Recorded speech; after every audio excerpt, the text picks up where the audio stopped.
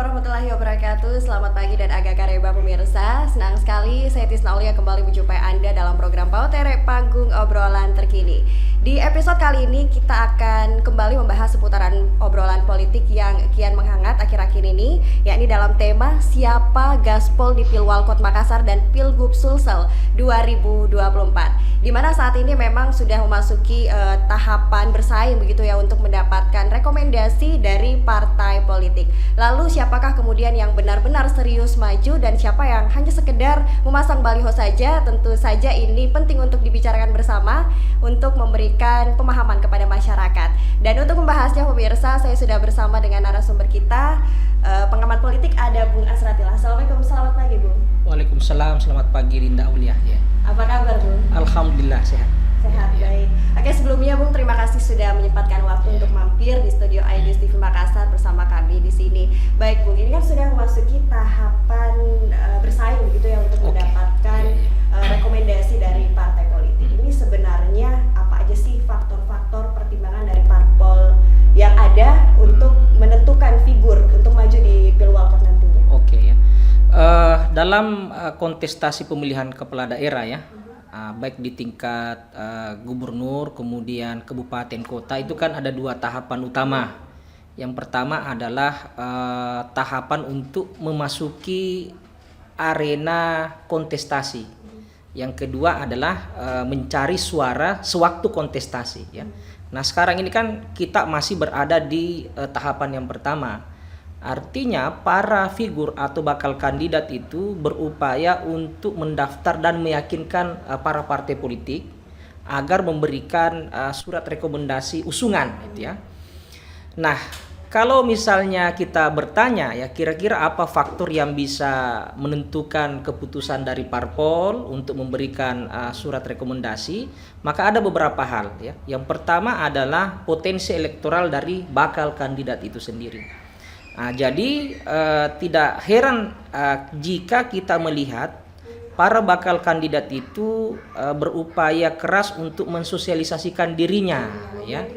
Iya, membranding dirinya ya, berupaya agar packingan dirinya itu menarik di mata publik.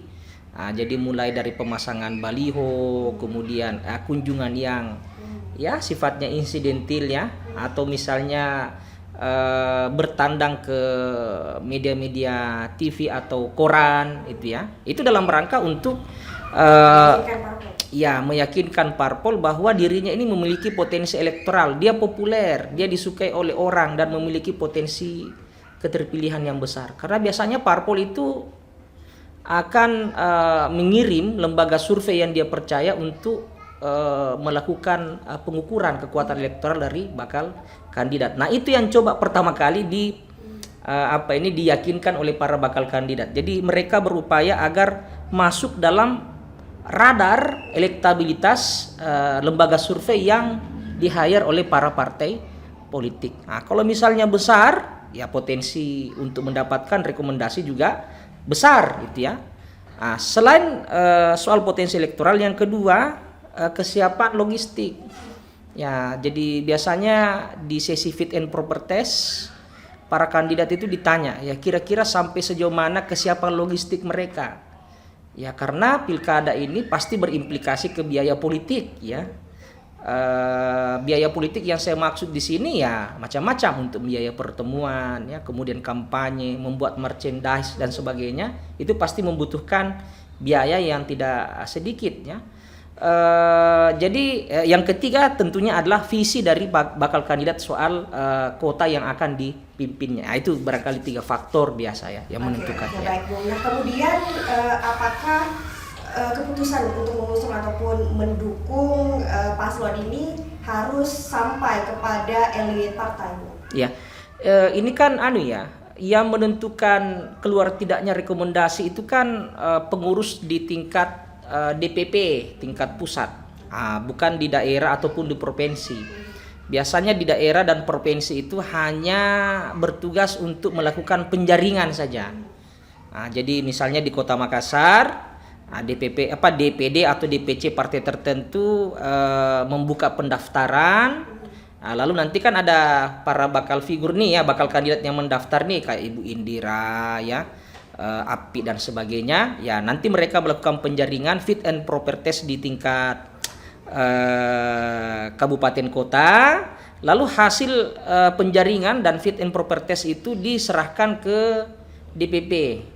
Nah, nanti DPP yang membuat surat rekomendasi usungan, yang bertanda tangan di situ adalah Ketua Umum dan Sekretaris Jenderal dari partai bersangkutan. Jadi memang intinya harus sampai ke elit partai di tingkat pusat, ya. Oke. Baik, Bung, kita lihat kan fenomena saat ini menjelang beberapa bulan lagi menjelang, pokoknya dalam tahapan ini ya, Bung, banyak sekali baliho begitu tersebar di beberapa titik di sudut kota di kota Makassar. Kalau Bung melihat dari semua bakal calon kandidat ini, siapa yang serius nih, Bung? Nah, salah satu indikator keseriusan bakal kandidat itu kan kita bisa lihat dari jumlah dan jenis atribut yang dia sebar, ya. Karena ongkos produksinya itu juga tidak sedikit kan, ya, biaya cetak, kemudian biaya pemasangan dan sebagainya itu tidak sedikit. Nah, jadi kalau misalnya seorang kandidat sudah mau mengeluarkan uang yang jumlahnya tidak sedikit untuk menebar atribut, ya kita bisa tebaklah bahwa ini orang serius, ya. Tidak mungkin mau dia bakar uang hanya untuk main-main saja kan. Nah, itu pertama. Nah, kalau kita bertanya siapa saja figur-figur yang sudah serius, nah kita bisa lihat sendiri, ya, di sudut-sudut ruang publik di Kota Makassar. Nah, pertama misalnya ada Ibu Indira, ya, kemudian yang kedua Bapak Munafri Ariefuddin, ya. Nah, kemudian ada juga Pak Rahman Bando yang agak belakangan, ya. Kemudian ada siapa ini, Pak Irwan Adnan, ya, Ketua Demokrat itu sendiri si Pak Ara, ya. Dan yang paling terakhir ini Pak Rusdin Abdullah, ya. Nah, yang katanya sudah melakukan komunikasi awal dengan Partai Nasdem, ya. Tapi begini, banyaknya baliho ini bisa saja mempengaruhi popularitas dirinya, keterkenalan, ya. Ya pasti kalau Adi Aulia juga pasang baliho banyak pasti terkenal kan. Nah, cuman jadi soal belum tentu keterkenalan ini bisa menjadi elektabilitas, ya, potensi keterpilihan. Ya banyaklah faktor yang membuat masyarakat atau para pemilih ini menganggap seorang figur terkenal tentu layak untuk menjadi atau layak dipilih untuk menjadi calon wali kota. Tapi berapa persen nih, Bung, kalau misalnya dipresentasikan tingkat keseriusan kalau dilihat dari baliho yang ada, dan juga kalau Anda melihat, kalau Anda katakan juga tadi baliho ini tidak menjamin kepopularitasan dari bakal kandidat tersebut. Berapa persen? Kalau di konsultan politik itu kan biasanya seorang bakal kandidat itu mesti memiliki popularitas minimal 60%. Nah, jadi nanti popularitas inilah yang akan dikonversi menjadi likabilitas istilahnya kan, atau akseptabilitas, disuka. Jadi kalau misalnya ada bakal kandidat Aulia misalnya populer, ya mesti disuka dulu, ya. Ya nanti bekal kesukaan inilah nanti yang dikonversi menjadi keterpilihan, dan itu tidak mudah. Tidak mudah, banyak sekali faktor, ya. Bisa saja misalnya kita terkenal dalam waktu 1 minggu ini, tetapi masyarakat menganggap ya kita tidak punya rekam jejak politik. Kalau dari tagline dari masing-masing bakal kandidat ini seperti apa Anda melihatnya? Apakah ini cukup menjadi modal begitu untuk meyakinkan masyarakat? Ya, ini kan tergantung strategi marketing politik masing-masing kan.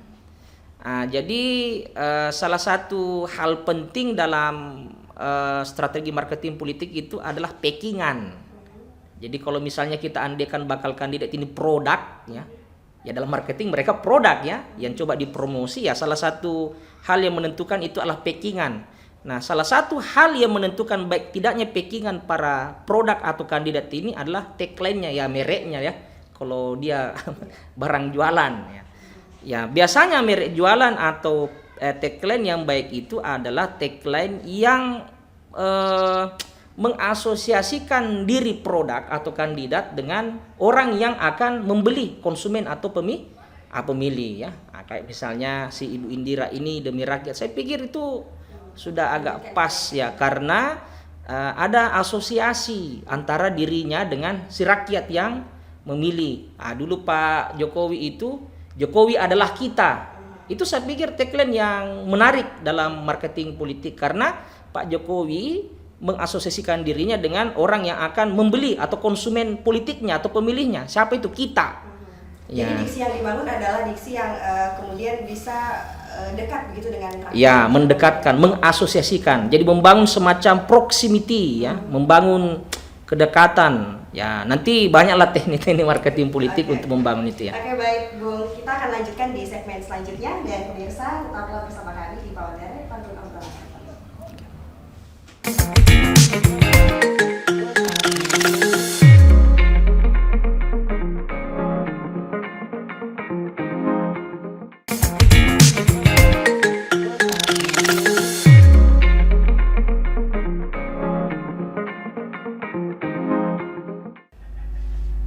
Anda kembali bersama kami di Pautere Panggung Obrolan Terkini, pemirsa, dan masih perihal tema siapa Gaspol Pilwalkot Makassar dan Pilgub Sulsel 2024 dan masih bersama dengan Bung Asratil. Kita melanjutkan Bung. Tadi kan ini obrolannya terkait dengan wali kota, pemilihan wali kota Makassar. Nah, partai apa aja sih yang berhak mengusung calon wali kota Makassar ini? Ya, ini kan apa ya? Kalau partai yang berhak itu ya partai yang memiliki kursi. Kan? Nah, jadi kalau di Makassar ini ya kita kali 20% saja dari jumlah kursi sekota Makassar. Nah, sebanyak itulah yang mesti dicari oleh kandidat ya untuk bisa mendaftar di Komisi Pemilihan Umum. Kan nanti bulan September ya baru penetapan. Ini kan masih lobby-lobby karena masih ada tahapan penjaringan di kabupaten kota, di provinsi. Biasanya juga lobby di tingkat Jakarta itu tidak sebentar ya dan berliku-liku ya. Banyak sekali tantangan yang mesti dilewati oleh para bakal kandidat. Nah, jadi kalau kita bertanya siapa partai yang berhak, ya partai yang memiliki kursi. Ya, siapa partai yang memiliki kursi ya ada Demokrat banyak lah. Oke, tapi kalau Bung sendiri melihat akan ada berapa paslon yang nantinya akan muncul? Di Kota Makassar ini karena incumbent ya. Dalam hal ini Pak Dani Pomanto sudah 2 kali maju dan terpilih ya sebagai wali kota. Jadi kita akan memasuki tahapan tarung bebas gitu ya. Jadi biasanya di daerah atau kota, kabupaten kota yang incumbentnya sudah tidak maju lagi, pertarungan pilkada itu cenderung untuk sengit ya dan cenderung untuk melahirkan beberapa pasang kandidat. Nah, tapi kalau saya melihat ini bisa 3 sampai 4 pasang kandidat yang berpotensi maju sebagai calon wali kota di Kota Makassar gitu ya. Nah, tapi nanti kita lihat lah ya. Ya, tapi biasanya lebih dari 2 lah kalau misalnya incumbent sudah tidak maju sebagai calon wali kota. Dari beberapa nama yang muncul, mulai dari Ibu Indira yang mengusung tagline lanjutkan kebaikan, kemudian masih banyak bakal kandidat lain. Anda melihat potensi mereka seperti apa? Kalau dari beberapa hasil survei ya, memang kandidat kita ini elektabilitasnya masih rata-rata air istilahnya ya, belum ada yang mencolok ya, mungkin juga karena belum memiliki status sebagai calon ya, masih bakal calon nih ya, bakal calon sebenarnya. Iya. Tapi kalau kita bertanya siapa di antara nama-nama ya atau gambar yang beredar itu yang memiliki popularitas yang cukup tinggi ya termasuk Ibu Indira. Siapa yang tidak mengenal Ibu Indira ya? Dia adalah Ketua PKK Kota Makassar. Kemana Pak Dani berkunjung, beliau biasa ikut acara ya, menyapa masyarakat dan sebagainya. Kemudian yang kedua ada figur Munafri Arifuddin. Ya, ini 2 kali maju sebagai calon wali kota Makassar. Walaupun belum berhasil untuk duduk ya, pertama kali dikalahkan oleh Kotak Kosong, yang kedua dikalahkan oleh Pak Dani Pomanto ya. Kemudian yang ketiga ada Andi Seto ya. Andi Seto ini kan sebenarnya Bupati Sinjai yang diminta ke Kota Makassar untuk menjadi bakal calon ya. Kenapa saya anggap kenapa dia bisa memiliki popularitas yang cukup? Karena dia termasuk bakal kandidat yang cukup awal ya mensosialisasikan diri. Ya, apalagi dia sering di-endorse oleh salah satu politisi senior Sulsel, dalam hal ini adalah Nurdin Halid gitu ya. Siapa lagi? Rudal orang kenal Rudal ya. Ya, setiap ada pemilihan wali kota di Makassar, Rudal selalu ikut campur tanda kutip ya. Walaupun dia tidak menjadi kandidat, dia pasti menjadi salah satu kingmaker atau pemain ya yang menentukan permainan ya. Kemudian ada Pak Rahman Bando. Pak Rahman Bando orang kenal. Nah, karena dia pernah berpasangan dengan Pak Munafri Arifuddin. Walaupun sekarang dia berniat untuk maju sendiri ya, terpisah dengan Bapak Munafri Arifuddin. Ada juga Pak Irwan Adnan. Ya, oke.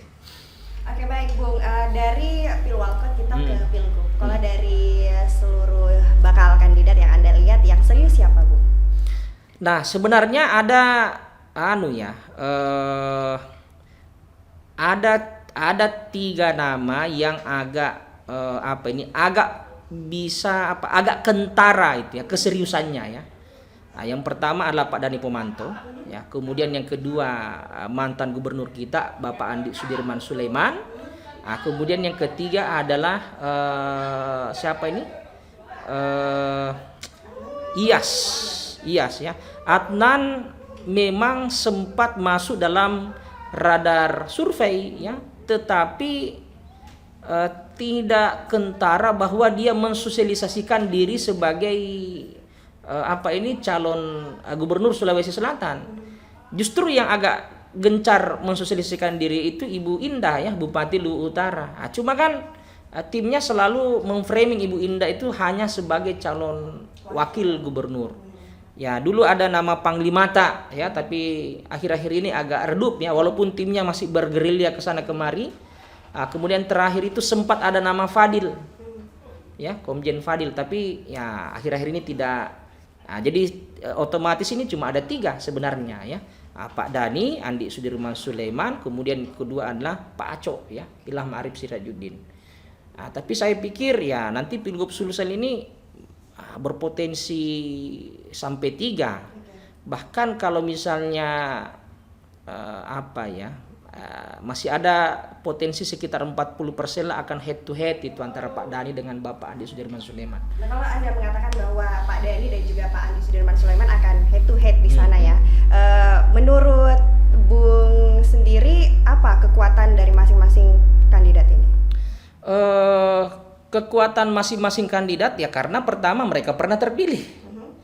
Nah, cuma kan yang membedakan Pak Dani memang terpilih sebagai Jadi Pak Dani terpilih sebagai kandidat yang mencalonkan diri. Dia calon 01 ya, walaupun di Kota Makassar. Kalau Pak Andi Sudirman Sulaiman, dia kan sebenarnya hanya PLT ya, PJ itu ya, PJ ya sebelum menjadi gubernur definitif.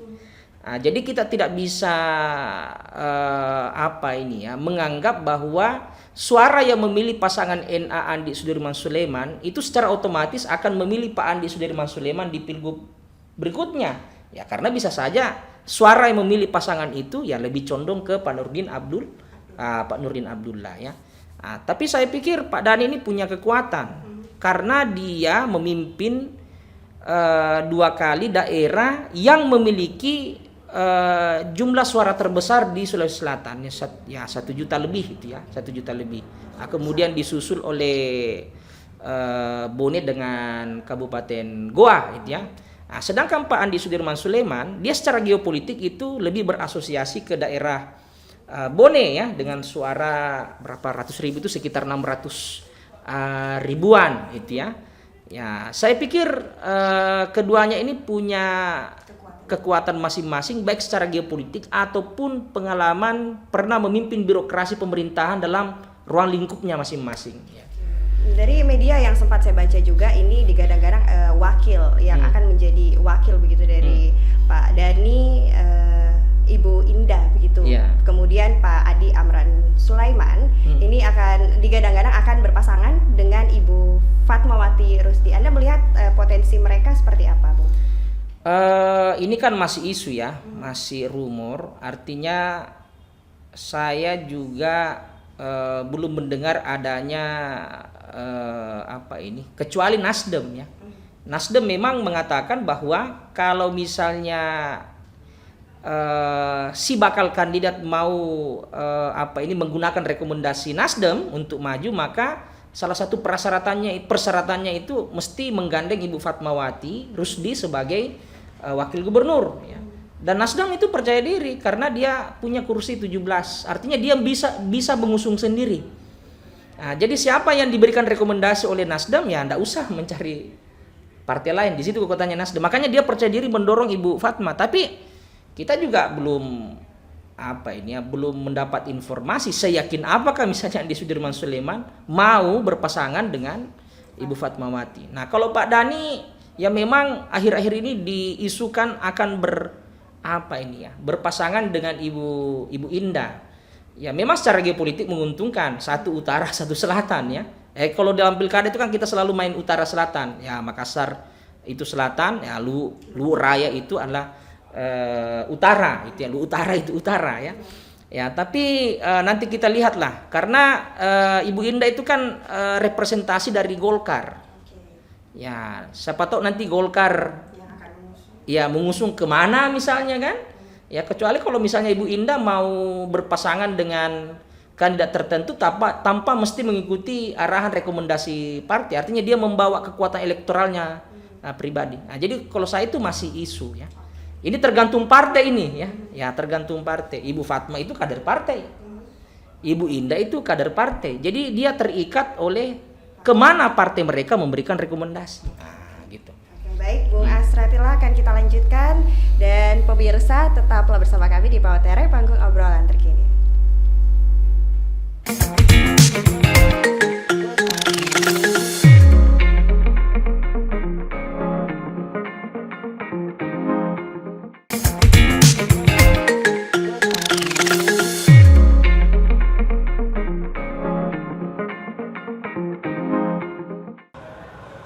Kembali bersama kami di Pautere Panggung Obrolan Terkini dalam tema Siapa Gaspol, Pilwalkot Makassar dan Pilgub Sulsel 2024. Bung, kita kan masih berbicara tentang Pilwalkot dan juga Pilgub Sulawesi Selatan. Apakah ini erat kaitannya dengan Presiden terpilih Bapak Prabowo Subianto dan juga Gibran? Apa pengaruhnya, Pak? Saya masih yakin bahwa konstelasi di tingkat pusat itu akan berpengaruh ke permainan politik di tingkat provinsi dan kota gitu ya. Barangkali sampai di provinsi lah ya. Nah, kalau sampai di tingkat kota ya barangkali pengaruhnya agak memudar gitu ya. Nah, jadi saya yakin partai dan gerbong pemenang di tingkat pusat itu akan berupaya untuk memenangkan ya sebanyak mungkin provinsi atau pemilihan gubernur. Nah, Sulsel ini saya yakin ya akan menjadi salah satu provinsi yang menjadi target utama pemenangan dari gerbong yang menang di Pilpres, karena Sulsel merupakan barometer politik di Indonesia Timur. Begitu pula Makassar. Makassar merupakan barometer politik di Sulawesi Selatan. Berarti Makassar merupakan indikator barometer politik di Indonesia Timur. Siapa yang menguasai Makassar, dia akan menguasai Sulsel. Siapa yang menguasai Sulsel berarti dia akan relatif menguasai Indonesia Timur ya, begitu barangkali anunya. Ya, ceritanya itu.